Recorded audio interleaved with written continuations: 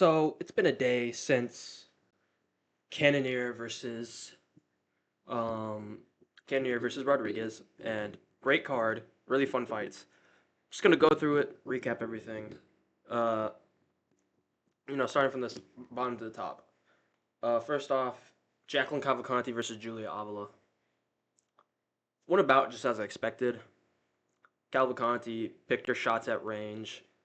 There were just so many moments where Julia Avila was standing directly in front of her at the range, not moving side to side, not trying to circle out and get back to the center, wasn't like moving forward at all. She would just stand at a range where Cavalcanti could poke and prod at her, and she couldn't respond with anything. And then Cavalcanti started, landing combinations. But as the fight kind of went on, Cavalcanti kind of was a bit timid, didn't want to really put anything big together, and was just kind of comfortable with standing at range and just landing the good safe clean shots on Avila. All in all, pretty clean performance. Not a lot of damage taken. Impressive. Striking looked really good in the first round. Just kind of like stopped with as much output. If she had the same amount of output as she did in the first, she probably would have gotten like 50 more significant strikes in this. But can't even complain. Really good, clean performance. Surgical. Just want to see a little bit more killer instinct in the future. Cad Avila backed up the entire time, just didn't really do anything with it. Walter Walker and Dontel Mays. Oh, I got these two right. Uh, got this one right. Walter Walker, fucking freak of nature. When he locked in, was showed up fat for his debut, and he was like, I don't want to be fat anymore, and he stopped being fat. Absolutely steamrolled Dontel Mays. First takedown, fucking boom, fucking picks him up, slams him, controlling him on the ground really well. Eventually, he falls back for a leg, and Dontel Mays, gotten heel hooked before, so he just can't do jiu-jitsu at all. Instead of Dontel Mays trying to escape the position and just push out of it, he rolls deeper into the submission to try and get his own leg, but Walter Walker already he kind of in on the submission, and just the better jiu-jitsu practitioner just sinks it in further, and Dontel Mays taps. Great win by Walker. Took literally no damage. He's a heavyweight. He's in shape. Get him back in there like literally 2 months from now. I don't want to see him back in like fucking August. Get him back in there in 2 months. If he takes no damage again, get him back in there in 2 months. I don't care. Give him anyone. Next up, Vince Morales versus Elijah Smith. Really fun fight. Really fun fight. First round was kind of a clean. First off, I'll say this: Elijah Smith, very athletic dude. Great takedowns. He has really good takedowns. Uh, he's a dog. Guy doesn't have an ounce of quit in him. Lightning fast. Really fast hands. Was popping Vince Morales with that jab early, fucking clean. Uh, chopping away with the calf kick kind of early on. Second round, Vince Morales was landing the better shots, along with he had a couple of good submission attempts, and I think took him down at the end of the round. And then round three was just basically a repeat of round one.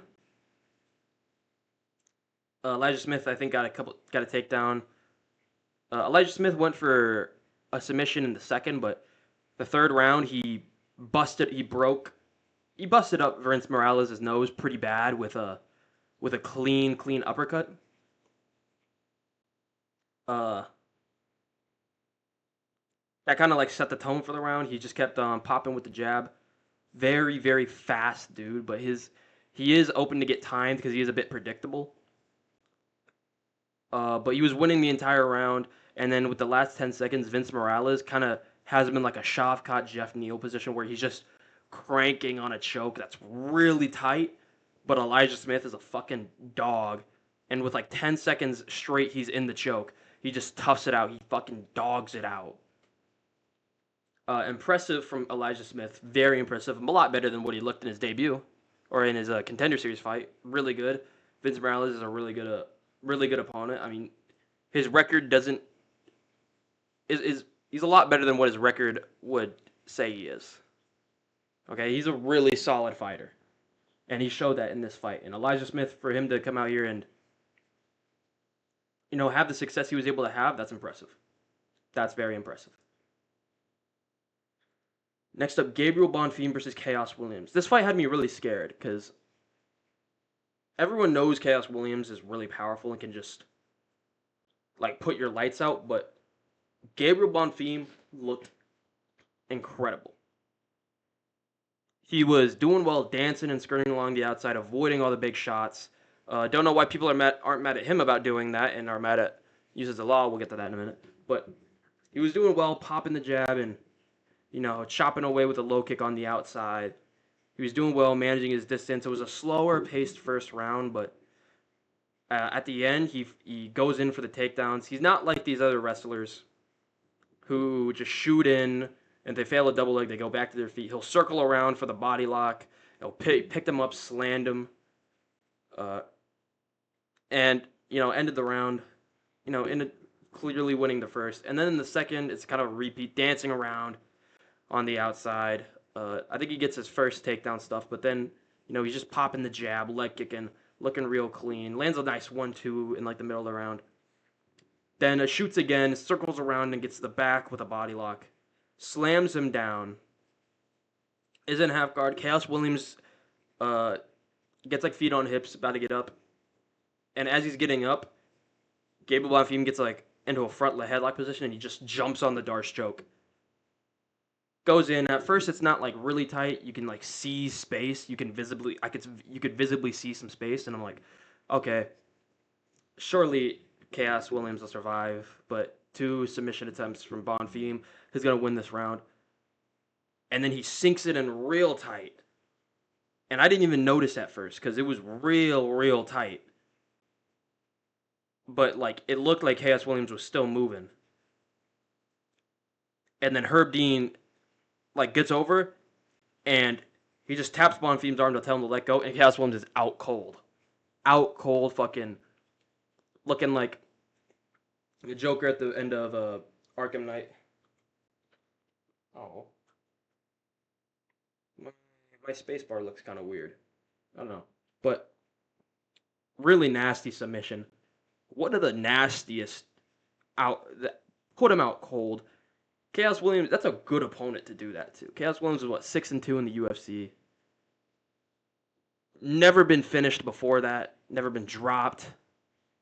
And Bonfim puts him out cold. Bonfim is nasty. He is a nasty motherfucker on the ground. Very impressive performance. Didn't take a lot of damage. I'd like to see him. He was supposed to fight Renat Fakretinov.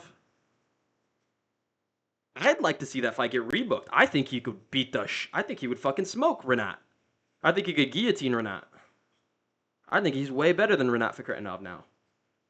Way better. He's leagues better than what he looked in the Dalby fight. Much more patient, much more surgical.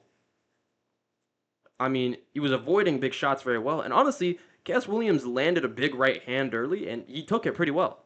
I forgot to mention that. But yeah, he took it pretty well. Just skirted along the outside, circled back out. Impressive performance. Rafael Estevan versus Jesus Aguilar. This fight was just a repeat of Estevan versus... It was really just a repeat of Estevan versus Charles Johnson. Estevan was doing work. Estevan, basically, the first 2 rounds was just ragdolling him. Every takedown he got, just fucking throwing and tossing Aguilar around, just absolutely ragdolling him. Aguilar went for like a couple guillotines, but, didn't get it. And then in the 3rd round, all of a sudden, Rafael Estevan just, for absolutely no reason, just can't get a takedown anymore. Gassed out, and Aguilar starts beating the shit out of him against the fence. Estevan's like throwing back. He's landing some stuff, like an occasional like a front kick, and like a little jab. But Aguilar's just fucking beating on him against the fence, just absolutely going for it. Dunks him twice in the round, but too little too late. You lost the first 2 rounds. Didn't do enough damage for a 10-8 in the third. Unfortunate loss for Aguilar. Esteban with 2 really good wins over 2 opponents who are very good.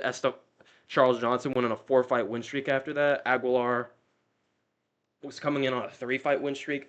Very impressive stuff. Very impressive stuff.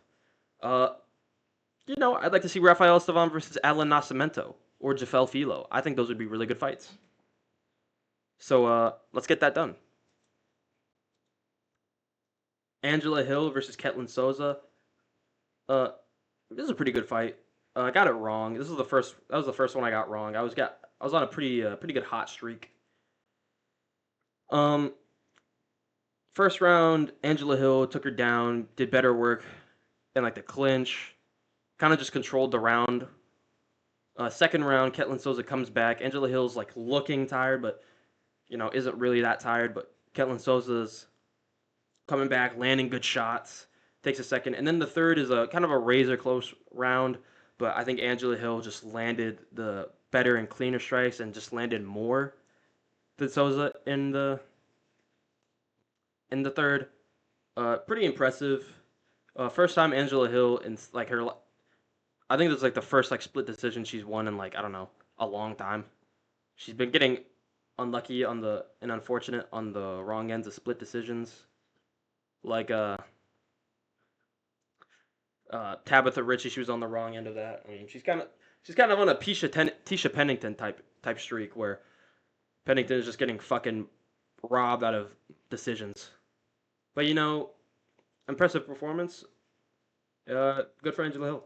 Yeah, would have liked to see Ketlin Souza win because she fucking knocked out the fuck out of Yasmin Uregui. Would have been nice to see her do something with it, but it is what it is.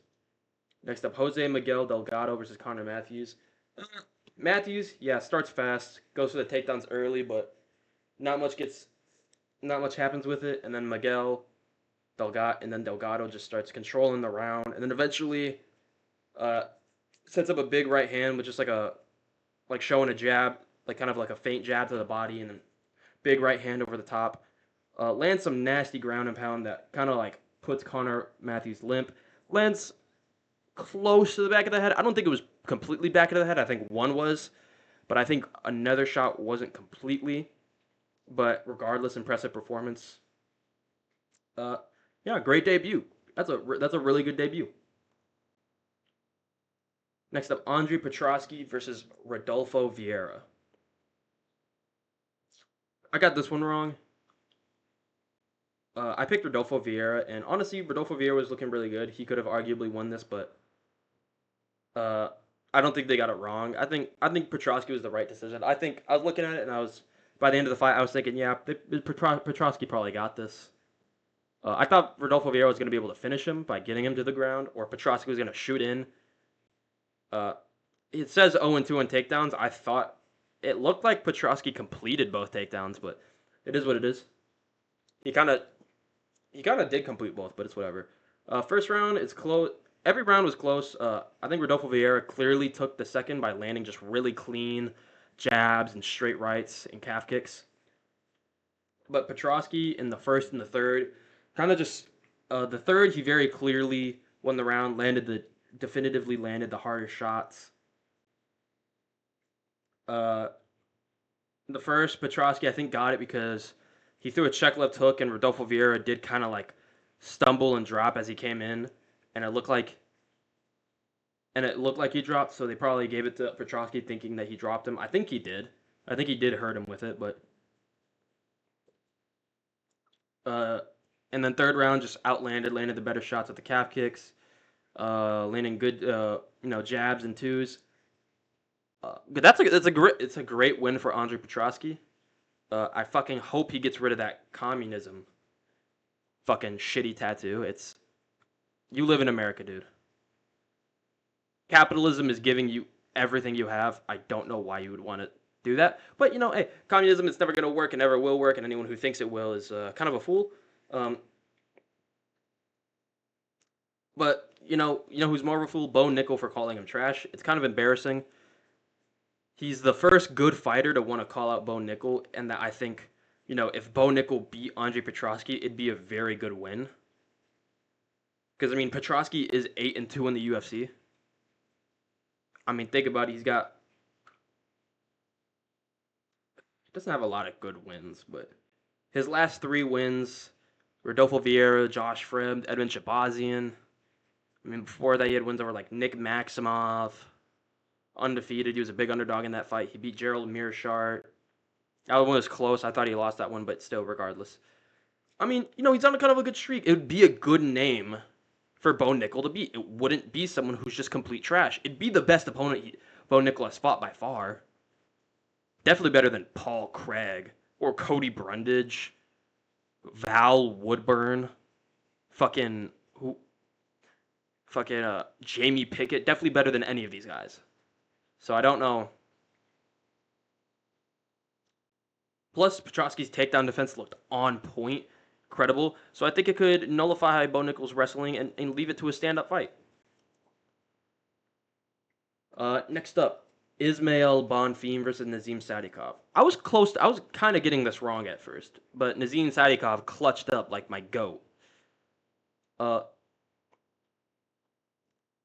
I mean, I was kind of right because Nazim looked just a little like technically sound, but Ismail Bonfim was just faster and he had the better striking instincts.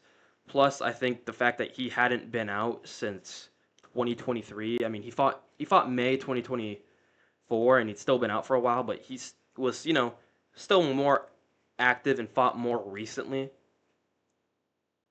And I think that benefited him early on because he was landing more, he was outputting more. Nazim wasn't really finding his groove, but Sadikov timed a perfect question mark kick that landed right on the eye of Bonfim.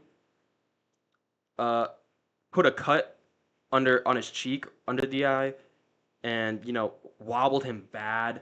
Landed a nice uppercut too. Afterwards, uh, Bonfim goes back to the corner. He can't see. Doctors call it off. It was kind of a weird stoppage. I'm not gonna get too into it, but a little weird. Definitely a little weird. Um, yeah, it's a good win for Sadikov. Definitely a really good win. He was the underdog in this fight. It's twice now. He's kind of gotten like doctor stoppages in fights where he was kind of struggling a bit. But this one, the first one of an elder fight, was kind of like a headbutt thing. So, uh, but this one, it was all him. It came from a kick that he landed. He caused the damage. Great win from Sadikov. I'd like to, maybe give him like a Markel Medeiros. He was supposed to fight Markel Medeiros back in like May last year. So fuck it, dude. Rebook him. Get Markel Medeiros back in here. Just feed him Nazim Sadikov. Get Nazim on a good win. Maybe then give him a step up. But yeah, I'd like to see him fight one more before a big step up. Good one for Sadikov. Edmund Shabazian versus Dylan Budka. What about as as clean as you would expect an Edmund Shabazian win to go for against someone shit. Early on, I was kind of thinking to I don't want to be like the guy who's like, oh yeah, I predicted exactly how we would do it as soon as the fight started. But like around like 20 or 25 seconds before the KO or the big shot landed, I was seeing the way that Budka was coming in and the way Shabazian was kind of like sliding out. And I'm like Shabazian like I was just like I feel like Shabazian's going to land a big pullback right and crack him hard. And surely enough, because Budka was like coming with like a jab and like a lead hook, and like it's just kind of out of range. And but he was at the perfect range that if Shabazian pulled back and then stepped through with a big right hand counter, it'd be perfect. Surely enough, Budka comes in with like a jab left hook, like a jab into another left hook, just out of range, and Shabazian pulls back. Perfect, clean, precise right hand counter. Boom, like perfect on the money. puts Budka out a bit early, but it is whatever. It's Budka, he's shit. It's Edmund Shabazian. We like Edmund Shabazian. He has fucking horrifically disgusting ribs. I don't know why his ribs look like that, but perfect pullback right. Right on the money, put Budka out, finished him off with like 2 ground and pound shots. Got a bonus for it, earned it. Crazy, crazy, nasty knockout. Love to see it from Evan Shabazian. Get him back in there. Get him back in that win column. I don't know why he couldn't do this to Gerald Mearshart. That makes me angry now. Next up, Youssef Zalal versus Calvin Kattar. People are mad about this fight because here's the thing: the first 2 rounds, I think everyone was kind of in awe of like, holy shit, Youssef Zalal, his defensive footwork and his head movement and his ability to evade like big shots. It's kind of insane. Like he was making Calvin Kattar look like a fool, and he was chopping away with low kicks, landing good jabs, some solid 1-2s. It didn't look like he was landing much because he has literally no fucking power whatsoever.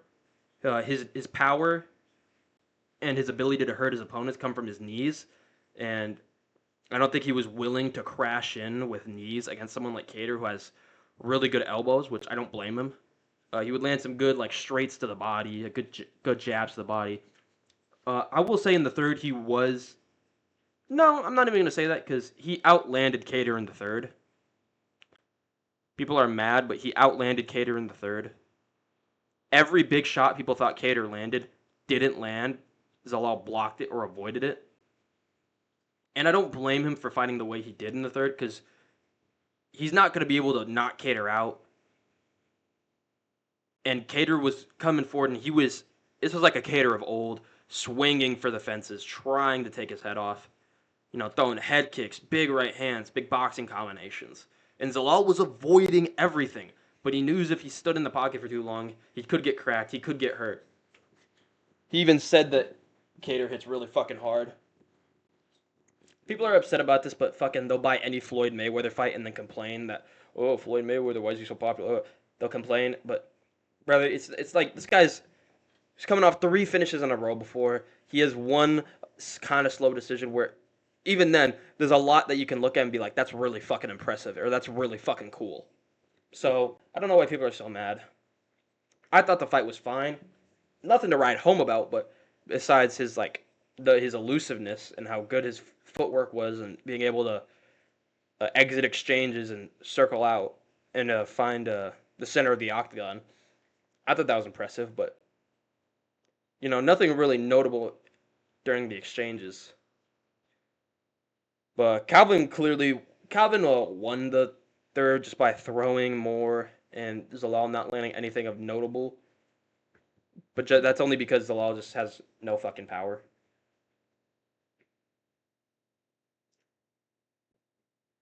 But very impressive from Zalal. Beat top 10 opponent, beat Kattar. Sucks for Kattar, but Kattar should have done more in the beginning. Could have done more in the beginning, but didn't, and that's not Zalal's fault. Hold on, I'm like, sorry, I'm autistic, so I like if my lips are if like a part of my lip is chapped, I'll just like pick at the skin. I'm like really fucking autistic. I don't know why. For the main event, my boy Jared Cannonier, he's fucking back. He is so back. He's so back. Let's fucking go. Great fight, absolute dog fight. Comeback of the year. I think this deserves comeback of the year already. Early on, Cannonier faces about as much adversity as you could. He's getting walked down, eating big shots. Rodrigues is just throwing caution to the wind, absolutely throwing the kitchen sink at him. Drops him twice, has Cannonier in big trouble.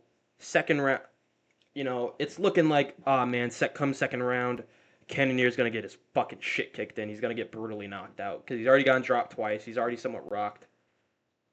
It's just like, oh man, Cannonier's getting put out. Second round comes along. Gregory Rodrigues visibly slowed down. Big 20.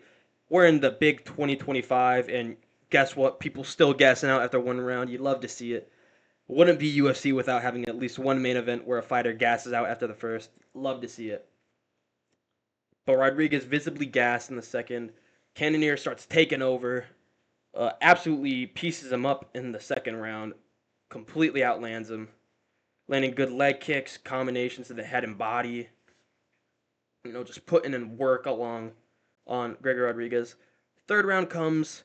It's looking a lot closer, leaning Gregory Rodrigues just for landing some of the bigger, more impactful shots, like some big straight rights that land clean on Cannonier, make a loud impact that the crowd reacts to, even though it's the apex, but the crowd did react to him.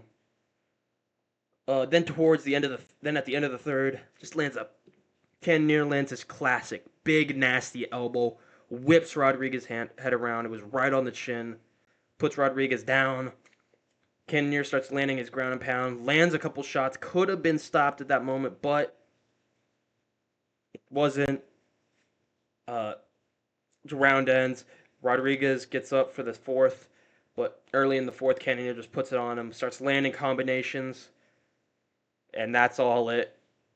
Cannonier puts him down with a nasty body head combination. Rodrigues crumples. He's already rocked. He's already badly hurt. He's gassed. Just nothing left in the tank. Uh, Cannonier gets it done. Much respect to both. Fucking badass fight. Rodrigues definitely can be ranked in the future. He showed that he has the potential to finish. He has the potential to finish these guys, but Cannonier, I don't get it. You kind of forget that Cannonier hasn't ever really got chinned. Whitaker head kicks him. It looks like he's going out and falling face first and getting chinned. He survived. Baralho fucking chins him. It looks like he's out cold, but then he survives. He makes the decision. Brunson drops him. You forget he wins that fight. Vittori's cracking him early on. Schools Vittori for the rest of the fight. Imavov cracks him really hard. TKOs him, but you forget he's still standing and throwing back against the fence. Like this guy, he's pretty fucking hard to put away at middleweight. His recovery is really something that needs to be talked about now. And his cardio and his recovery at the age of 40. This guy's 40. He turns 41 next month. He turns 41 next month. Absolute fucking freak. Gotta love Jared Cannonier. I don't think he's gonna make a run to the title at this point. I'd like to see him, maybe pull up with a short notice. Pull up, lock in on short notice. Just give Dricus a tough fight. But, I'd like to see him fight someone like Roman Dolidze just to get another win.